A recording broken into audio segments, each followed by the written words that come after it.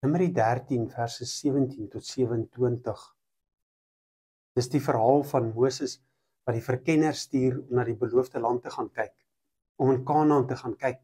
En dan vertel dit hoe hulle in al die streke was en die wonders wat hulle daar sien. Dan hier in vers 27 het hulle teruggekom. Hulle het aan Moses gerapporteer en gesê: Ons het in die land gekom waarheen u ons gestuur het. Dit loop oor van melk en honing, en hier is van sy vrugte.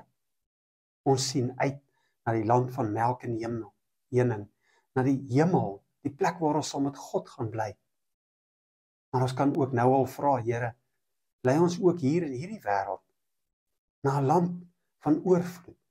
Oorvloed weet van u, oorvloed lof aan God, oorvloed aanbidding vir die lewende God.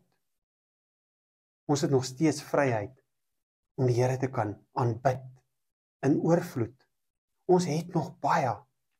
As ons om ons kyk, besef ons wat ons het en hoe God ons seën.